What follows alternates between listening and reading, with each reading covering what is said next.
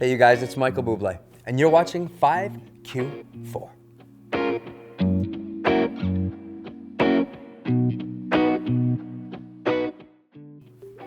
Connor McAlpine, if I could grab a drink with any crooner, dead or alive, well, it's weird, you know, I'd love to hang with Elvis Presley. And I know you may not consider him a crooner, but it's one of my favorite things about Elvis is that he was both.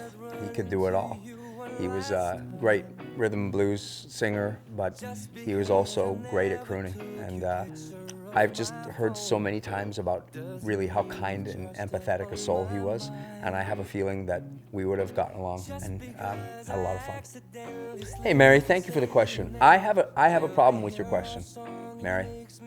I like you, but I don't like the question. And the reason I don't like the question is because I have never understood the dichotomy between the phrase guilty pleasure.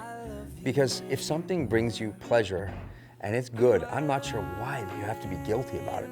I mean, chocolate is a guilty pleasure. What are you guilty? Chocolate is just good. If I could, I would bathe in it. And if I could, I would bathe in ketchup chips too, if it didn't sting certain places.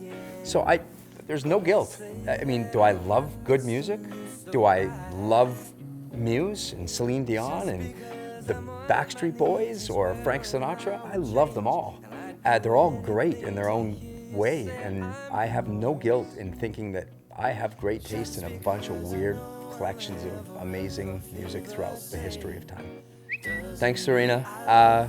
You know, my dream duet is Ed Sheeran, and more than me just loving Ed as a singer, as a songwriter. I think Ed is a beautiful guy. It's funny, when you meet people that you admire, you hope for the best, and when I got to know Ed, I think it just turned out that he was even better than I had hoped. So I think more than just musical, I think it's just another opportunity to have an excuse to hang out with a really cool dude. Hey Seb, thanks for the question. You asked what my favorite song on the new record is, and I think it's La Vie en Rose. I think it was my favorite song because it's probably the most authentic version of any Great American Songbook standard that I've ever done. And I know it's a French song, and I kind of just contradicted myself. But I had a duet partner in Cécile McLennan-Savant, who was and is one of the greatest in the world at what she does. And I loved that I got to tell this story that sort of was a mirror image of my relationship with my wife. You know, I met this beautiful girl in another country. She spoke another language, and this song is about that. It was based, for my idea, my conception, was about based on a movie called An American in Paris. And I loved the idea. This guy showing up to France and falling in love and basically, you know, speaking in his own language to her and her communicating to him in her heart language, and then both of them falling in love and going through this journey where by the end of the story, he's assimilated to her culture. And so I think it's kind of my favorite because I think it really does tell the story, and not in an abstract way, in a really solid way.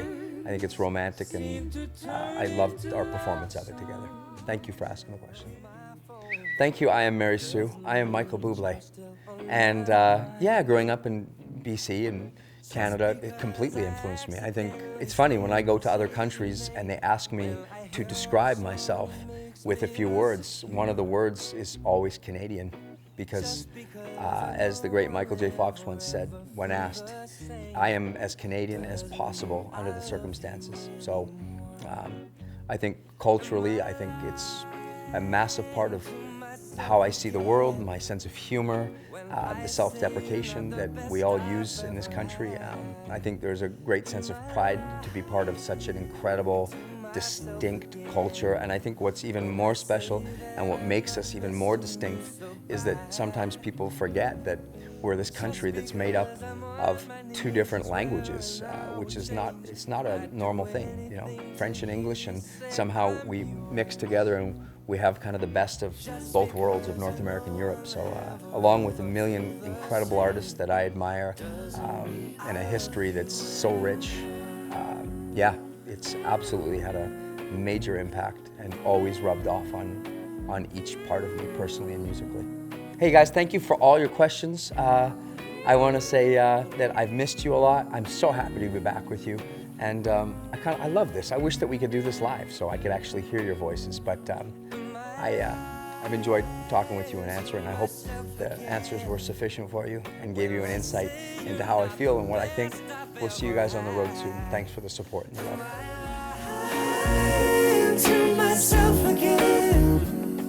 Well, I'd say that I'm not missing you so bad, just because I'm on my knees and swearing now.